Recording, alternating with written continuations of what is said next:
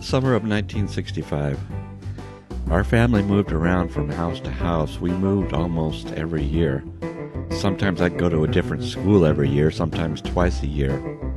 I'd come back to some of the same schools for different years of my life. If I lived in a lot of neighborhoods, I could probably become an authority on Southeast Portland because I lived all over it.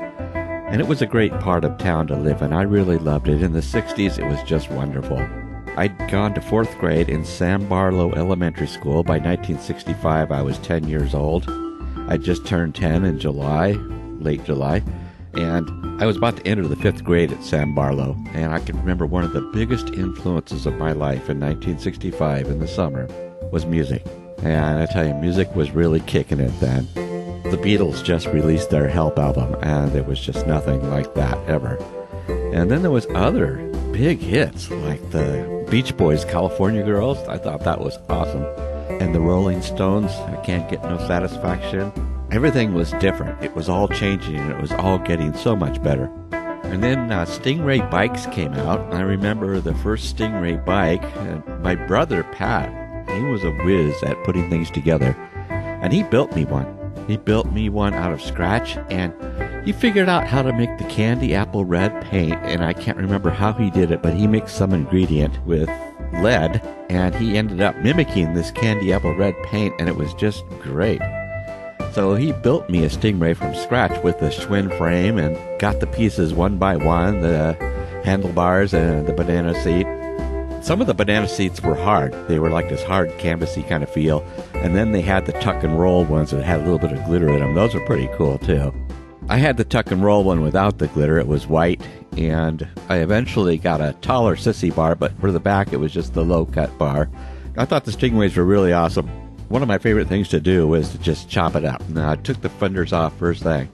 If a guy can't ride through a mud puddle without getting wet, then it wasn't worth it. So I took the fenders off first thing, and I used to adjust the handlebars of the seat. I'd put the seat pointing upward, or put the handlebars forward, pull them back, that sort of thing. Trick riding, daredevil riding, that was the thing to do. Put up homemade ramps in the street and go flying over them. Another thing we experimented with when we were kids then, is a group of guys in the neighborhood. We decided we're going to put a rock band together since, the music was just so cool. And it was so powerful. And we were listening to Kissin' Radio then, and that was the station in Portland to listen to for rock and roll. And so we couldn't come up with a name. We all loved Gary Lewis and the Playboys, so we decided to just call ourselves the Playboys without the Gary Lewis part. And the only thing I could play on a guitar was I could play Louie Louie, and I could play the opening riff from Satisfaction, and that was about it. And we didn't have an amp, I barely had a drum set. One guy who was the bass player had a broom, and he would just fake it up there, and it was a lot of fun. I can't imagine kids doing anything like that today, but we did. We had a lot of fun. We had some of the girls in our neighborhood come by and cheer us on, and we'd get up there and sing stuff. Not sure what songs we sing, probably the Beatles and some Beach Boys stuff. Then there was skateboards. Skateboards were really cool because we would take the wheels off the store-bought skateboards and make our own frames out of like pieces of plywood or whatever, and just try to improvise and come up with the newest and coolest new skateboards. That part was a lot of fun too. There were really good treats. I remember the Hostess snowballs and the cupcakes we loved, and there was these nickel candy bars, and one of them was called Big Time. And I really liked that one.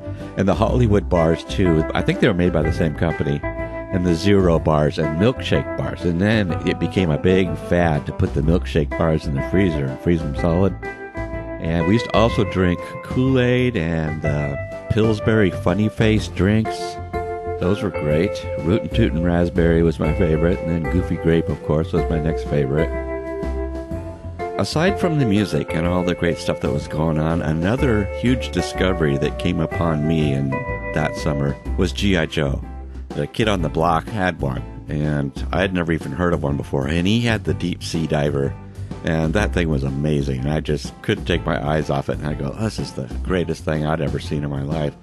And so we'd play with it, and I remember listening, his brother had the Beatles' Help album, and he was playing it on his record player, and I remember the song Another Girl, and hearing that song and playing with that G.I. Joe just brings back a really strong and vivid memory for me. And I remember that I would play with some of the guys on the street, and besides riding our bikes and our Stingrays and all the skateboarding that we did, we would set up elaborate army men and army scenes under the tree on the corner of my lot.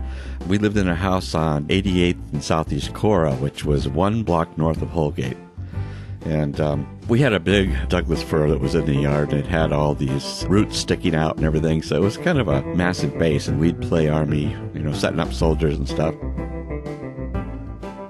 Another thing that was really interesting was right down the road on Cora. Cora ended abruptly right after 88th. It was like maybe 1/4 of a block, and then it turned into this really steep dirt road. And it wasn't even drivable by car. It was really rough on a bike. But the dirt road led to Eastport Plaza. And we'd walk down that dirt road a lot of times and go to the Albertson store there and get ice cream cones. They had a counter where they served ice cream cones, fresh scoop, and they would scoop it up for you. And I remember getting blueberry and chocolate chip ice cream, and I just thought that was the living end. And that was really wonderful. That was really cool. The summer of 65 was also when I would really want to go see more James Bond movies, and my mom would never let me go see James Bond movies because of the posters and the advertisements with all the girls in the bikinis and what looked like lingerie. So she decided I was never going to see a James Bond movie, so I never did get to go see one at a theater. And that same year, the Help album also had the movie Help. And for some reason, she had seen a poster, or maybe it was a commercial on TV with all the girls in their bikinis and stuff chasing the Beatles. And it was again, nope, you are not going to go see that movie, period. So I was just brokenhearted because I couldn't go see the Beatles' Help movie.